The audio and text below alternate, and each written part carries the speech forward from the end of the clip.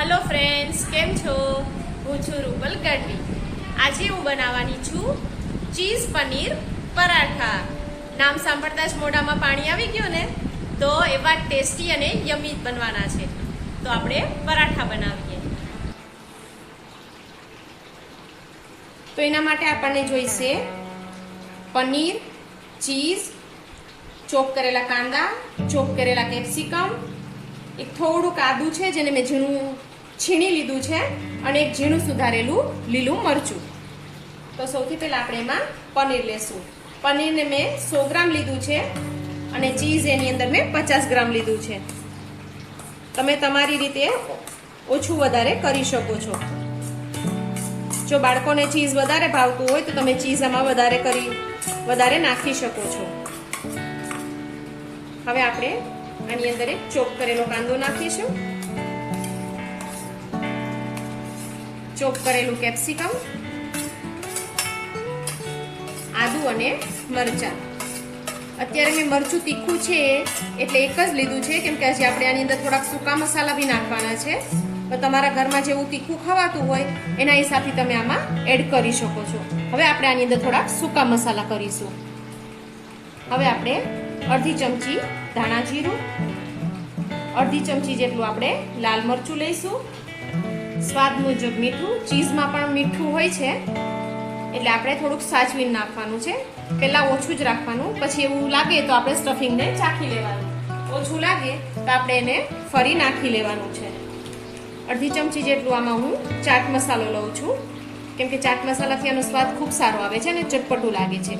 હવે આપણે એમાં થોડોક ગરમ મસાલો નાખીશું, થોડોક ગરમ મસાલો નાખ્યો છે। હવે આપણે આ બધું મિક્સ કરી લઈએ। જો તમને ભાવતું હોય તો તમે આની અંદર થોડુંક જીરું, આખું જીરું છે, અજમો છે, એ પણ તમે આની અંદર એડ કરી શકો છો।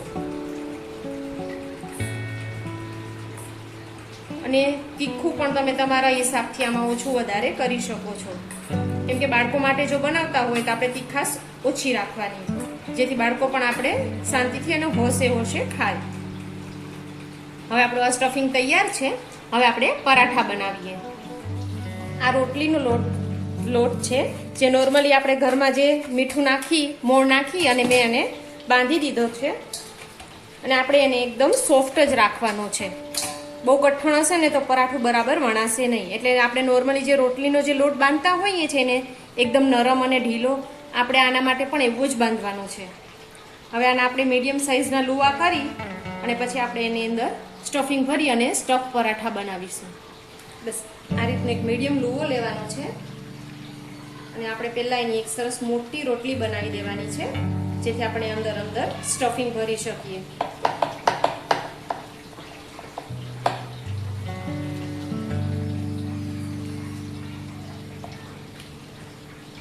બસ હવે આપણે આની અંદર સ્ટફિંગ ભરીશું।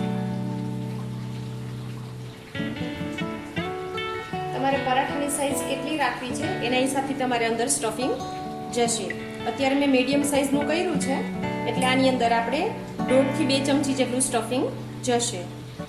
બસ આ રીતે એને ફોલ્ડ કરતું જવાનું છે અને એને પેક કરી દેવાનું, અને ઉપરથી જો કોઈ એક્સ્ટ્રા લોટ જેવું લાગે તો આ રીતે એને કાઢી લેવાનું।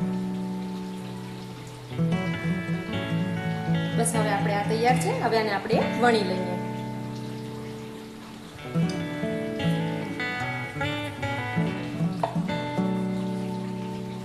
આને એકદમ હળવા હાથે વણવાનું છે, જેથી કરીને ફાટી ન જાય અને સ્ટફિંગ આપણું બહાર ન આવી જાય, અને સ્ટફિંગ પણ આપણું બધી બાજુથી અંદર બધી બાજુ ફેલાઈ જાય।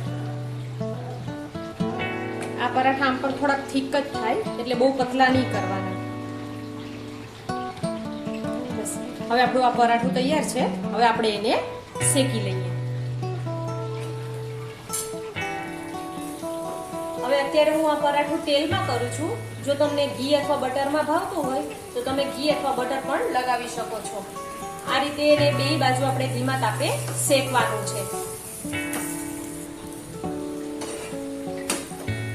જુઓ, એકદમ ધીમા, એને જેટલું ધીમા તાપે તમે થવા દેશો ને એટલું સરસ ક્રિસ્પી થશે, જે આપણને ટેસ્ટમાં બી ખૂબ જ સરસ લાગે છે। તો ઉતાવળ નહીં કરવાની અને થોડુંક ધીમા તાપે થવા દેજો, જેથી બે બાજુ એકદમ સરસ બ્રાઉનેસ જેવા એના સ્પોટ આવશે અને એકદમ ક્રિસ્પી લાગશે. હવે જોયું આપણું આ પરાઠું તૈયાર છે. હવે આ જ રીતે આપણે બધા પરાઠા બનાવી લઈએ. તો તૈયાર છે આપણા પનીર પરાઠા, જેને મેં અત્યારે મસાલા દહીં અને સોસ સાથે સર્વ કર્યા છે. તો તમને મારી આ રેસીપી કેવી લાગી એ મને જરૂરથી જણાવજો. અને હા, મારા વિડીયોને તમે લાઈક કરજો, તમારા ગ્રુપમાં શેર કરજો અને હા, ચેનલને સબસ્ક્રાઇબ કરવાનું ભૂલશો નહીં. તો હવે આપણે ફરી મળીશું નવા વિડીયો અને નવી રેસીપીની સાથે. ત્યાં સુધી સૌને મારા જય માતાજી, જય હિન્દ.